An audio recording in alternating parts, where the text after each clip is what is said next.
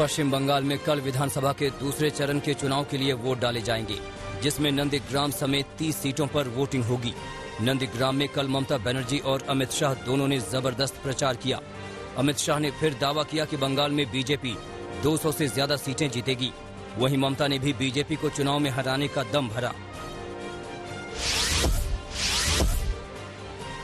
नंदीग्राम में चुनाव प्रचार खत्म होने के बाद मुख्यमंत्री ममता बनर्जी के खिलाफ बीजेपी कार्यकर्ताओं ने नारेबाजी की। जब मुख्यमंत्री ममता बनर्जी टेंगुआ इलाके में पहुंची तो बीजेपी समर्थकों ने मुख्यमंत्री ममता बनर्जी के सामने जय श्री राम के नारे लगाए और मुख्यमंत्री के खिलाफ भी नारेबाजी की।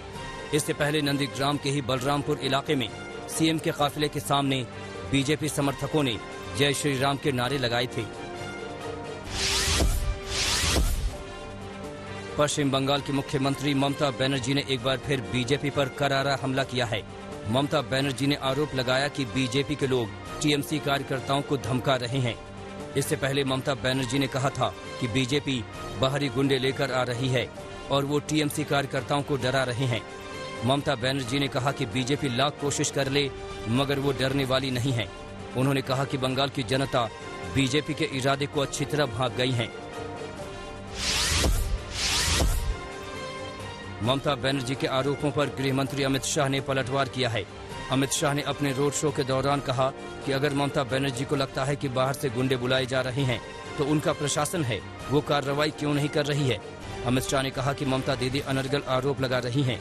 उनके ऐसे आरोपों का मतलब साफ है कि दीदी को मालूम चल गया है कि बंगाल की जनता इस बार टीएमसी को बाहर का रास्ता दिखाएगी। पश्चिम बंगाल विधानसभा चुनाव के दूसरे चरण के प्रचार के आखिरी दिन मंगलवार को बीजेपी उम्मीदवार अशोक डिंडा पर हमला हुआ। भारतीय टीम के पूर्व क्रिकेटर अशोक डिंडा पूर्वी मिदनापुर के मैना सीट से बीजेपी के उम्मीदवार हैं। उन्हें इस हमले में पीठ पर चोट लगी है। ऐसा आरोप है कि 50 से ज्यादा टीएमसी समर्थकों ने अशोक डिंडा की गाड़ी को मोइना बाजार के नजदीक घेर लिया था। इस दौरान उनकी गाड़ी पर पथराव किया गया। इस घटना में उनकी गाड़ी के शीशे टूट गए। एनसीपी प्रमुख शरद पवार की तबीयत बिगड़ने के बाद उन्हें मुंबई के ब्रीच कैंडी अस्पताल में भर्ती कराया गया है। बताया जा रहा है कि शरद पवार को पेट में दर्द की शिकायत के बाद अस्पताल में भर्ती कराया गया।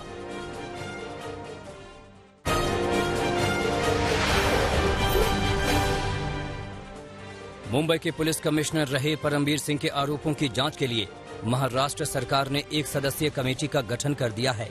हाईकोर्ट के रिटायर्ड जज कैलाश चंदीवाल इस कमेटी में हैं। कमेटी 6 महीने में परमबीर सिंह के आरोपों की जांच करके अपनी रिपोर्ट सौंपेगी। दरअसल परमबीर सिंह ने चिट्ठी लिखकर महाराष्ट्र के गृह मंत्री अनिल देशमुख पर गंभीर आरोप लगाए थे और कहा था कि अनिल देशमुख ने सचिन वाझे को 100 करोड़ की वसूली का टारगेट दिया था। मुंबई ड्रग्स केस में एनसीबी ने अभिनेता एजाज खान से पूछताछ की। साथ ही टीम ने कई ठिकानों पर छापेमारी भी की। बताया जा रहा है कि एनसीबी के अधिकारियों ने एजाज खान को मुंबई एयरपोर्ट पर ही पकड़ लिया और फिर दफ्तर लाकर उनसे पूछताछ की गई। ड्रग्स केस में मुंबई पुलिस कई तस्करों को गिरफ्तार कर चुकी है और उससे पूछताछ के बाद ही एजाज खान को पकड़ा गया। महाराष्ट्र में कोरोना की रफ्तार पर बीते कुछ दिनों की तुलना में लगाम लगी है। हालांकि अभी भी महाराष्ट्र में 24 घंटे में 27,900 से ज्यादा केस सामने आए हैं, जबकि कोरोना के चलते 19 लोगों की मौत हो गई है। अकेले मुंबई में कोरोना के 4,758 नए मामले सामने आए हैं और वहीं 10 लोगों की जान चली गई है। दक्षिण के राज्य तमिलनाडु और केरल में भी कोरोना का संक्रमण बढ़ता जा रहा है। तमिलनाडु में एक दिन में कोरोना के 2,342 मामले सामने आए। राजधानी चेन्नई में ही कोरोना के 874 केस मिले। वहीं केरल में कोरोना संक्रमण के 2300 से ज्यादा केस सामने आए और कोरोना से 16 लोगों की जान चली गई। उत्तराखंड में कोरोना के बढ़ते मामलों को देखते हुए राज्य सरकार ने बड़ा फैसला किया है। 1 अप्रैल से देश के कई राज्यों से उत्तराखंड आने वाले लोगों को कोरोना की RT-PCR नेगेटिव रिपोर्ट दिखानी होगी। ये रिपोर्ट 72 घंटे के भीतर की होनी चाहिए। जिन राज्यों के लोगों को रिपोर्ट दिखाने का निर्देश है उनमें महाराष्ट्र, पंजाब, हरियाणा, दिल्ली, राजस्थान जैसे वो राज्य शामिल हैं जहां कोरोना के केस तेजी से बढ़ रहे हैं। 1 अप्रैल यानी कल से 45 साल से ज्यादा उम्र के सभी लोग कोरोना का टीका लगवा सकेंगे। केंद्रीय स्वास्थ्य मंत्रालय के सचिव राजेश भूषण ने जानकारी दी कि पास के किसी भी वैक्सीनेशन सेंटर पर जाकर दोपहर 3 बजे रजिस्ट्रेशन कराया जा सकता है। इससे पहले कोरोना वॉरियर्स, फ्रंटलाइन वर्कर्स, बुजुर्गों और गंभीर बीमारियों से पीड़ित 45 साल से अधिक उम्र वालों को ही टीका लग रहा था।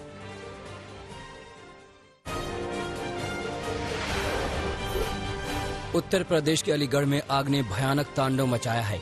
तस्वीरें देखिए किस कदर आग की लपटें उठ रही हैं। तस्वीरें अलीगढ़ के बन्ना देवी इलाके की हैं। बताया जा रहा है कि एक दुकान में पहले आग लगी और उसने आसपास की दुकानों को भी अपनी चपेट में ले लिया। आग तेजी से फैली। लोगों ने आग बुझाने का प्रयास किया मगर लपटों के आगे वो बेबस हो गए। मौके पर पहुंचे फायर ब्रिगेड की टीम ने घंटों की मशक्कत के बाद आग पर काबू पाया मगर तब तक लाखों का सामान खाक हो गया। उत्तर प्रदेश के मुरादाबाद में लोगों ने यूपीएसआरटीसी की बसों में जमकर तोड़फोड़ की। तस्वीरों में आप देख सकते हैं कि कैसे लोगों ने इन बसों पर अपना गुस्सा निकाला है। मामला कटघर इलाके का है। बताया जा रहा है कि यूपीएसआरटीसी की एक बस ने यहां एक महिला को कुचल दिया जिससे महिला की मौत हो गई। महिला की मौत पर लोगों का गुस्सा फूट पड़ा और उन्होंने 2 बसों में जमकर तोड़फोड़ की। काफी मशक्कत के बाद प्रशासन ने हालात पर काबू पाया। रामपुर पुलिस को बड़ी कामयाबी मिली है।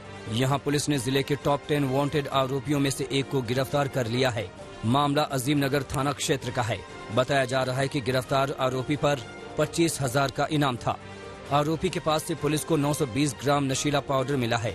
जानकारी के मुताबिक पकड़े गए आरोपी पर लूट, चोरी, डकैती, हत्या, बवाल करने और गोकशी के मामले में कई केस दर्ज हैं। इसके अलावा आरोपी गैंगस्टर एक्ट में भी वांछित था। उत्तर प्रदेश के बस्ती में दबंगों ने एक दलित युवक पर जमकर कहर बरपाया। मामला सदर कोतवाली क्षेत्र का है। बताया जा रहा है कि यहां आनंद नगर कटरा के रहने वाले युवक को दबंगों ने जमकर पीटा है। आरोपों के मुताबिक दलित युवक दबंगों के साथ होली खेलने गया था जिससे नाराज होकर दबंगों ने उसे पीटा। आरोपों के मुताबिक दबंगों ने दांत से नाक और कान भी काट लिया। पुलिस शिकायत के आधार पर आगे की कार्रवाई में जुट गई है। पटना में दोस्तों ने अपने दोस्त की गोली मारकर हत्या कर दी।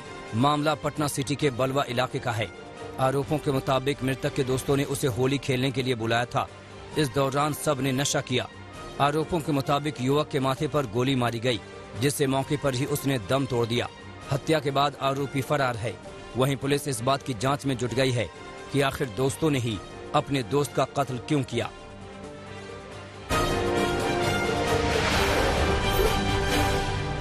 उत्तर प्रदेश के मुजफ्फरनगर में 2 पक्षों में हुई खूनी हिंसा में एक शख्स की गोली मारकर हत्या कर दी गई जबकि 2 लोग गंभीर रूप से घायल हैं। ये मामला रतनपुरी थाना क्षेत्र के फुलत गांव का है। बताया जा रहा है कि होली के दिन 2 पक्षों में मामूली कहासुनी हो गई थी मगर एक दिन बाद दोनों पक्ष उसी मामले में फिर से भिड़ गए।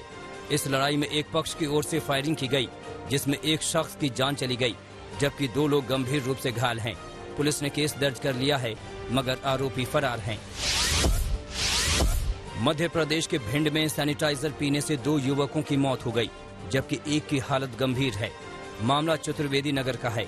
बताया जा रहा है कि होली के दिन ड्राई डे के चलते तीनों युवकों को पीने के लिए शराब नहीं मिली थी मगर नशा करने के लिए तीनों ने सैनिटाइजर का इंतजाम किया और उसे ही पी गए। घर पहुंचकर तीनों की हालत बिगड़ी तो घर वाले अस्पताल भागे जहां इलाज के दौरान 2 युवकों की मौत हो गई जबकि एक की हालत गंभीर है। जमशेदपुर में आग का तांडव देखने को मिला है। मामला घाटशिला के मुसाबनी प्रखंड का है। यहाँ जंगलों में भयानक आग लगी थी मगर देखते ही देखते आग ने विकराल रूप धर लिया और जंगल के बाद रिहायशी इलाकों तक आग फैल गई। आग की चपेट में 3 घर आए जो बुरी तरह जलकर खाक हो गए। तीनों घरों में रखा लाखों का सामान भी खाक हो गया। यूपी के मुजफ्फरनगर में सड़क हादसे में 3 पुलिसकर्मियों की मौत हो गई जबकि 2 पुलिसकर्मियों की हालत नाजुक है। हादसा मंसूरपुर थाना क्षेत्र के शाहपुर रोड पर हुआ। जानकारी के मुताबिक 5 पुलिसकर्मी एक कार में सवार होकर मंसूरपुर से शाहपुर की ओर जा रहे थे मगर उनकी कार अनियंत्रित होकर एक पेड़ से टकरा गई। हादसे की सूचना पर स्थानीय पुलिस पहुंची और पुलिसकर्मियों को अस्पताल में भर्ती कराया गया जहां इलाज के दौरान 3 पुलिसकर्मियों ने दम तोड़ दिया जबकि 2 पुलिसकर्मियों की स्थिति नाजुक है। म्यांमार में लोकतंत्र समर्थकों का विरोध प्रदर्शन नहीं थम रहा। सैकड़ों की संख्या में लोगों ने दवाई शहर में रैली निकाली। पिछले 2 महीने से चल रहे प्रदर्शन में 500 से अधिक लोगों की मौत हो चुकी है। पुलिस हिरासत में महिला की मौत के बाद मैक्सिको की राजधानी मैक्सिको सिटी में महिलाओं का हल्ला बोल। पीड़ित परिवार को न्याय दिलाने की मांग को लेकर महिलाएं सड़कों पर उतरी। चीन ने हांगकांग के असेंबली में निर्वाचित सीटों की संख्या में कटौती कर दी है। फिलहाल 70 सीटों की असेंबली में 35 सीटों में लोगों द्वारा चुनकर आते हैं। नई व्यवस्था में 90 सीटों में से महज 20 सीटों पर निर्वाचित सदस्य होंगे। अमेरिकी राष्ट्रपति जो बाइडेन और अमेरिका की प्रथम महिला जिल बाइडेन ने वियतनाम लड़ाई में मारे गए लोगों को श्रद्धांजलि दी। वियतनाम वेटरन्स मेमोरियल पहुंचकर राष्ट्रपति ने फूल चढ़ाया। 55 साल से कम उम्र के लोगों को कनाडा में एस्ट्राजेनेका की कोरोना वैक्सीन नहीं लगाई जाएगी। खून के थक्के जमने वाली खबर के बाद कनाडा ने फैसला किया। WHO और कई देश एस्ट्राजेनेका वैक्सीन को सुरक्षित बता चुके हैं। इटली के प्रधानमंत्री मारियो ड्रैगी ने अपनी पत्नी के साथ एस्ट्राजेनेका की कोरोना वैक्सीन लगवाई। इटली ने भी दूसरे देशों की तरह एस्ट्राजेनेका वैक्सीन पर पाबंदी लगाई थी। वैक्सीन सुरक्षित पाए जाने पर प्रतिबंध हटाया गया था। स्पेन में 60 से 65 साल की उम्र के लोगों को एस्ट्राजेनेका वैक्सीन का कोरोना टीका लगना शुरू हो गया। हाल ही में स्पेन ने एस्ट्राजेनेका वैक्सीन से पाबंदी हटाई थी। ब्रिटेन की राजधानी लंदन में कोरोना में मारे गए लोगों को श्रद्धांजलि दी गई। एक सामाजिक संस्था ने अनोखे तरीके से श्रद्धांजलि देने का बीड़ा उठाया। ब्रिटिश पार्लियामेंट के पीछे की दीवार पर 1.5 लाख दिल बनाकर श्रद्धांजलि देने का ऐलान किया। दुनिया में लगातार कोरोना का ग्राफ बढ़ रहा है। 12 करोड़ 83 लाख से अधिक लोग कोरोना से संक्रमित हो चुके हैं। अब तक 28 लाख से ज्यादा लोगों की जान जा चुकी है, तो वहीं 10 करोड़ 35 लाख से ज्यादा लोग ठीक हो चुके हैं। आइसलैंड के रेक्जनेस प्रायद्वीप स्थित ज्वालामुखी बना टूरिज्म का अड्डा।